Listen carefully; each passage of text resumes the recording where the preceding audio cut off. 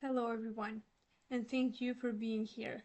I'm Anduena, and today I will be presenting the topic Management and Finance of AU Programs, which is also the final topic of our fifth module on Finance and Economics. This topic brings together several elements we've covered already, like economic priorities, policy planning, and financial decision making. But it zooms in specifically on how these are put into practice through structured AU programs. Now, when we think of AU programs, we might just picture grants or mobility funding, but in reality, they are so much more than just financial support. They are strategic tools for transforming education systems, research capacities, and industry innovation. They play a central role in building a more connected, inclusive, and forward-looking Europe. Over the next 30 minutes, we'll walk through how these programs are designed, funded, and managed. I'll highlight two of the most impactful examples, which are Erasmus Plus and Horizon Europe. These two programs reflect not only the priorities of the AU, but also how it invests in its future through knowledge, people, and partnerships.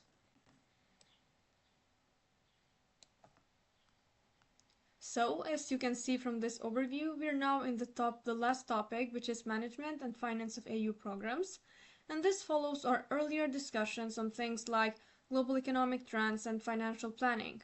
But now we are turning our attention toward implementation and real-world policy action. So what can you actually expect from this topic? We'll begin with the rationale. Why does the AU create and fund these programs in the first place? Then we'll explore the strategic priorities that guide funding decisions, such as sustainability, growth, and global cooperation. From there, we'll go into two major flagship programs, Erasmus Plus, which focuses on education and mobility, and Horizon Europe, which drives research and innovation. Finally, we'll take a look at how these programs are managed, who can participate, how applications are evaluated, and what kind of broader framework supports success across Europe and beyond. Throughout this presentation, I'll share examples, talk through key concepts, and connect these ideas back to broader themes in AU policy.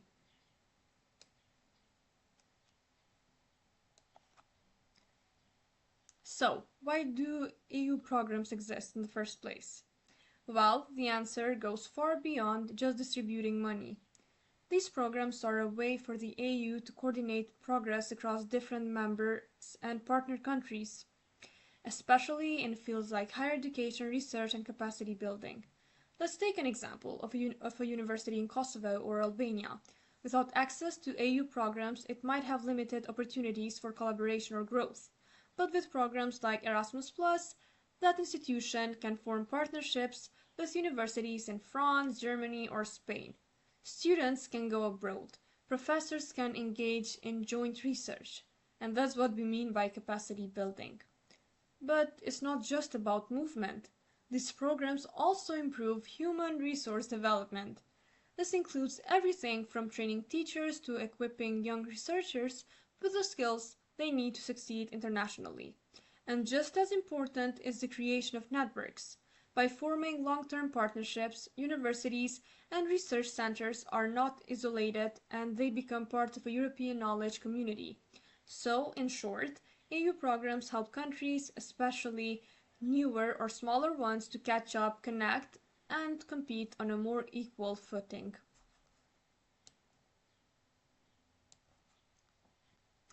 So now let's discuss a bit about the areas of the AU programs. AU programs are not random. They are deeply strategic. They support very specific areas that align with long-term AU goals.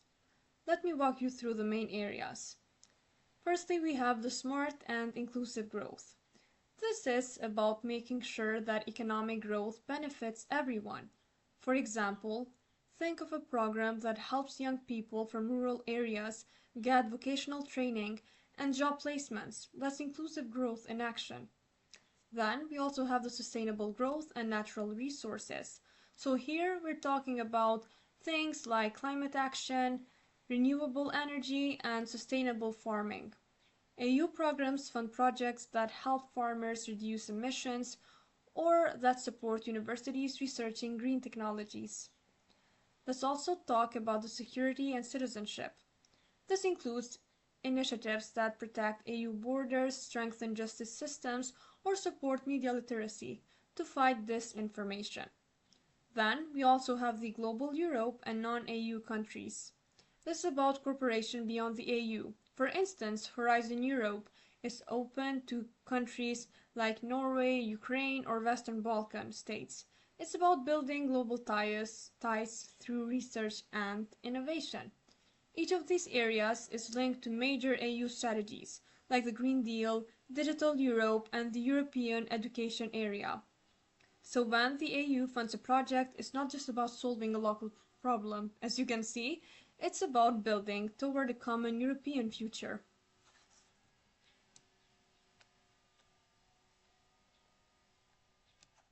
So, among all of the EU programs, two stand out because of their scope, funding, and long-term impact. Yes, you guessed it right. It's Erasmus Plus and Horizon Europe. Now let's start with a quick distinction between the two. Firstly, Erasmus Plus is focused on education, training, youth, and sport. It's about mobility, collaboration, and system-level improvement in learning and teaching. Horizon Europe, on the other hand, focuses on research and innovation, driving scientific excellence and bringing solutions to societal challenges. Now, why is this focus important? Because the EU recognizes that economic growth and social development don't happen in a vacuum. They depend on skills, knowledge, innovation, and international cooperation. Erasmus Plus encourages students and educators to move across borders, share experiences, and build new curricula. At the same time, Horizon funds world-class researchers to work on big challenges like the developing COVID vaccines, advancing AI, or studying climate change. Together, these two programs show the dual mission of the EU: support people, but also support progress.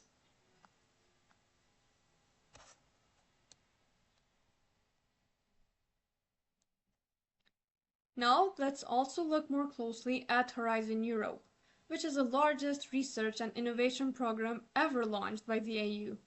It builds on the previous program, Horizon 2020, but with even greater ambition, boasting a budget of €95.5 billion for the 2021-2027 period.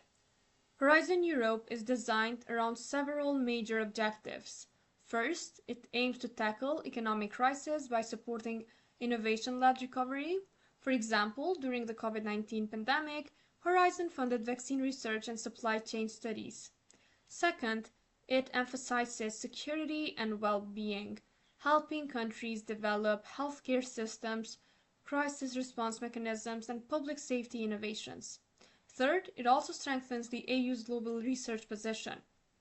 By investing in big ideas and cutting-edge science, Horizon ensures that European innovation stays competitive with the US, China, and other major powers. So these objectives connect directly with the EU's broader vision under Europe 2020, which promoted smart, sustainable, and inclusive growth. What makes Horizon Europe special is that it doesn't stop at research. It pushes innovation all the way to the real-world impact.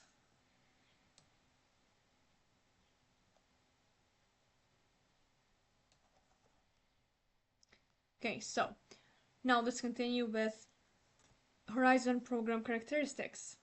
So Horizon Europe has several defining characteristics that make it not just a research program, but a full innovation ecosystem. Let's walk through its four core approaches. Firstly, we have the innovative approach, from research to innovation. Horizon doesn't stop at funding research papers. It supports the full cycle, from initial ideas to final products. This means labs, prototypes, startups, and even market entry. For example, a project studying solar panel efficiency might eventually lead to a new renewable energy startup funded by the Horizon.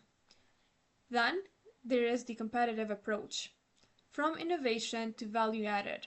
The AU wants to stay globally competitive, so Horizon funds projects that can lead to economic impact, like patents, tech applications, or commercial products. This turns research into value-added outcomes. Also, next, we have the flexible approach, which is about responding to crisis. So, Horizon is designed to adapt. We can mention that during the COVID-19, for example, the program rapidly mobilized funds to support vaccine development, health system modeling, and even misinformation analysis. Lastly, I would want also to mention the brain gain approach, which is about attracting global talent. Finally, Horizon actively works to bring top researchers to Europe. It offers grants that attract scientists from around the world, especially through programs like the European Research Council and Marie Skłodowska-Curie actions. This helps reduce brain drain and boost excellence in AU institutions.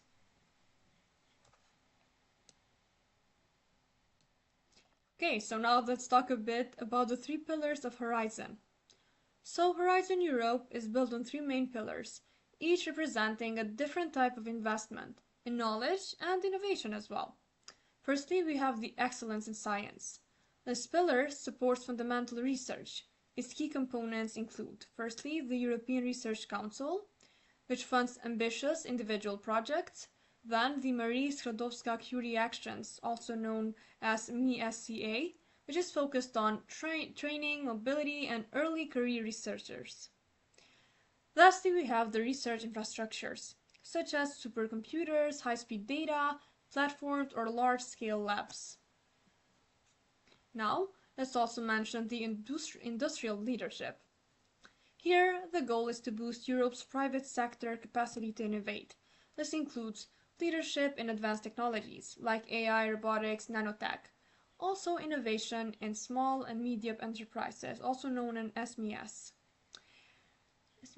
So, reducing investments risks by co-funding with the private sector. Then we also have, lastly, the social challenges. So the third pillar focuses on real-world problems like climate change, health, food security, mobility, and inclusive societies. These are complex challenges that need multidisciplinary collaboration. In addition, Horizon includes two cross-cutting components: the European Institute of Innovation and Technology, which supports innovation hubs, and the Euratom, which focuses on nuclear safety and energy research. All of these together show that Horizon is not just for scientists. It's for everyone who contributes to Europe's progress, from engineers to entrepreneurs to policy thinkers.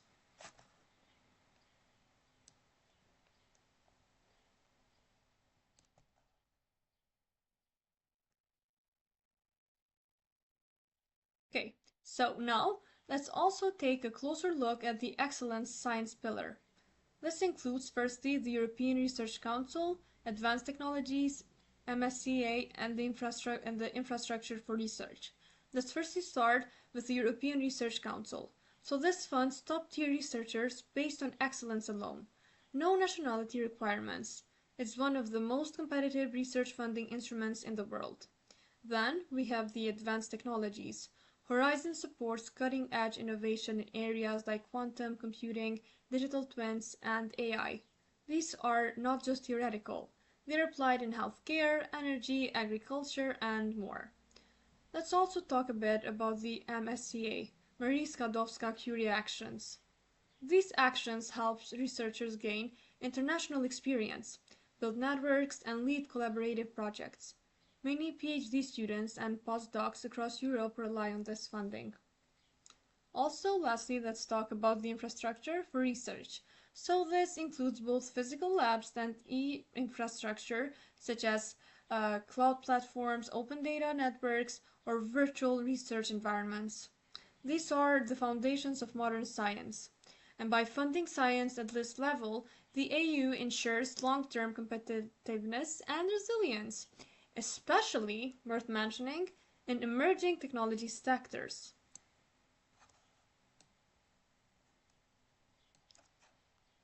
Now, let's also talk about the industrial leadership pillar. So, this part of Horizon aims to strengthen Europe's technological and industrial base. It does this through several types of support. Firstly, we have the leadership in enabling and industrial technologies. So this includes ICT, nanotechnology, advanced manufacturing, biotechnology, and space tech. These are foundational technologies that support every sector, from healthcare to agriculture. Next, we also have the financial risk instruments. So the AU co-invests with the private sector in high-risk innovation projects. That means if a tech startup is developing a risky new product, Horizon might offer co-funding to reduce investors' hesitation. And let's also lastly talk about the innovation for SMS. So specific support is available for small and medium-sized enterprises, especially those working on disruptive innovations. Programs like the AIC Accelerator provide both funding and business mentoring. In short, this pillar bridges the gap between research and business. It helps great ideas become competitive companies.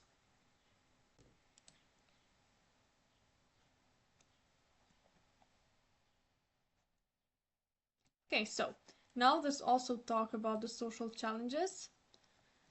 So this is the third pillar, societal challenges. It is about applying science to solve major public problems. Let's look at some of the areas it covers. Firstly, we have health and demographic change. Then, food, agriculture, and forestry. Clean, safe, and efficient energy. Smart transport, climate and the environment. Inclusive and safe societies. And lastly, science for and with society. Let's talk a bit more about health and demographic change here. So, like funding for aging-related diseases, mental health tools, or personalized medicine.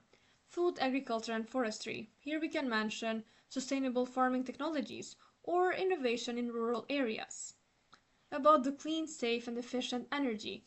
So Horizon funds renewable energy R&D, energy storage, smart grids, and carbon capture. Also, let's talk a bit about the smart transport. Here we can mention green logistics, electric mobility, or smart urban planning. And about the climate and the environment, one of Horizon's largest themes. Projects include biodiversity research, climate modeling, and green technologies. We also have the inclusive and safe societies. So these are the programs that aim to fight inequality, support democratic values, and also ensure social innovation. Let's also talk a bit about the science for and with society. So this means encouraging public engagement, science communication, and gender equality in research. What's powerful here is that Horizon Europe doesn't treat science as separate from society. It treats it as a tool to improve people's lives directly.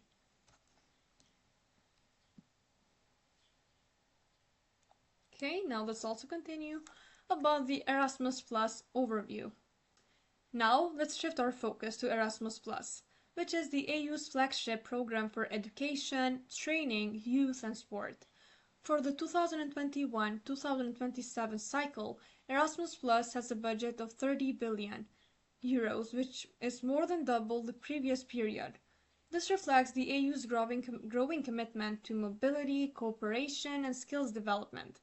The main aims of Erasmus Plus include supporting individuals to study, train, or volunteer abroad, encouraging institutional partnerships to improve teaching quality and curriculum design, also promoting inclusion and accessibility, especially for people from disadvantaged backgrounds, emphasizing digital education, green practices, and youth civic engagement.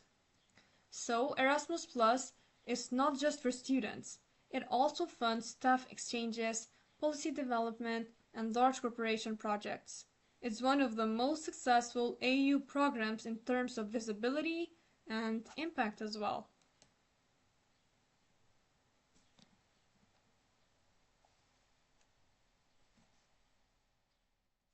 Now, we will also get to talk a bit about the main components of Erasmus+. Firstly, we have the credit mobility, then joint master degrees, the capacity building for higher education, Jean Monnet activities, and some other opportunities which we'll mention. So, let's talk a bit about the credit mobility. This enables students and staff to spend part of their studies or work period in another country. This experience builds language skills, cultural awareness, and academic strength. Now let's talk a bit about the joint master degrees. So these are the full degree programs offered jointly by institutions in multiple countries. These are highly competitive and fully funded. Then we also have the capacity building in higher education, which helps institutions, especially in partner countries, modernize their programs, governance, and international engagement as well. Also, we have the Jean Monnet activities. These are focused on promoting AU studies around the world. They fund teaching, research, and debate on European integration topics. As promised, I will also mention here a bit about the other opportunities. This includes projects in adult education, vocational training, sport, and digital learning. So, worth mentioning here is that Erasmus Plus is not just an education program. It's a tool for soft power, partnership, and transformation as well.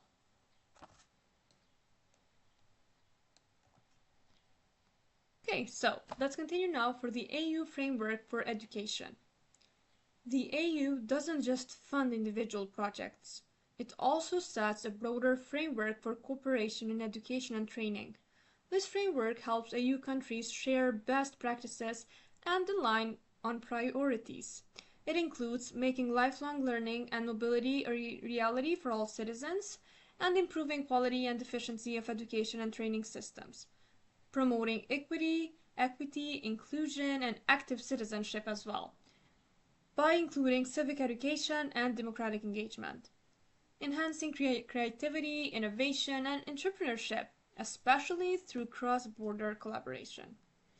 This framework then supports long-term goals like the European Education Area, a vision of seamless learning across borders by 2025.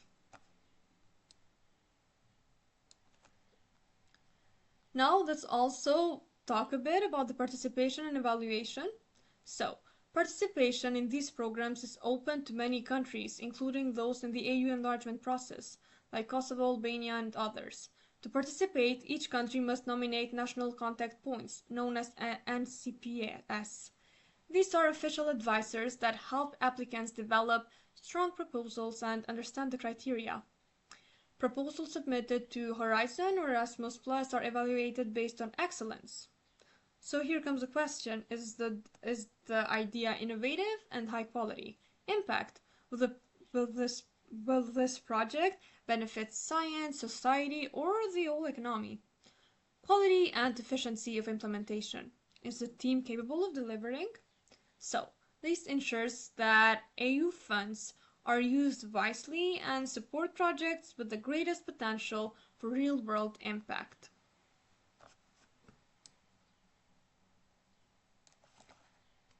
Besides Erasmus Plus and Horizon Europe, the AU supports other initiatives, like widening participation, spreading excellence, and reforming the R&I system. Firstly, let me talk a bit about the widening participation. These aim to involve more institutions from underrepresented regions, especially in Eastern and Southern Europe.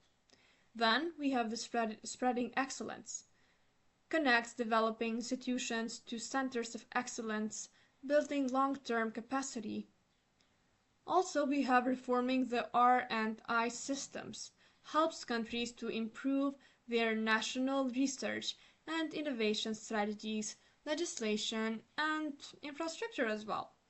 So, together, these instruments ensure that AU funding doesn't just benefit the most advanced countries. It also supports balanced growth across all of Europe.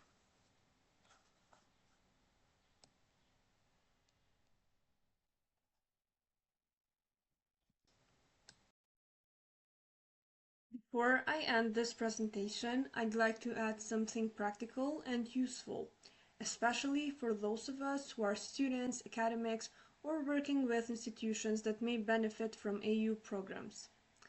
To make this more concrete, I've added a short video section that briefly shows how to access and to navigate AU programs in practice. This includes where to find calls for proposals, how to check eligibility, and how to follow the basic application steps.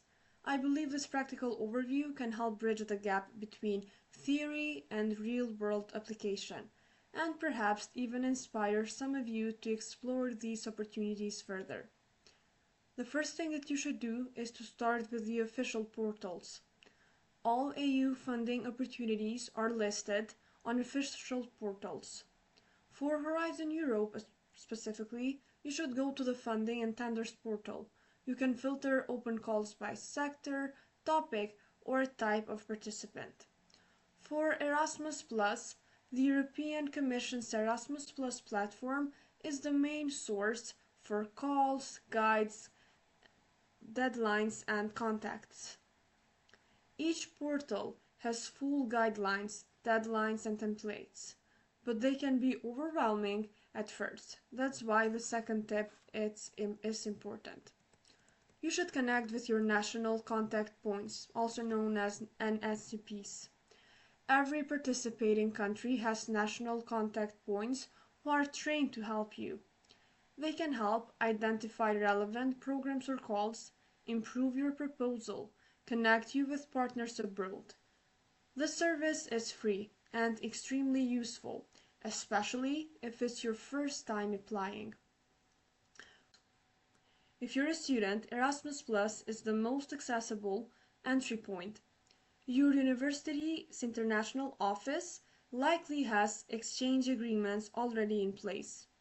You can ask what partner universities are available, what mobility windows exist for your degree, whether joint master programs are supported.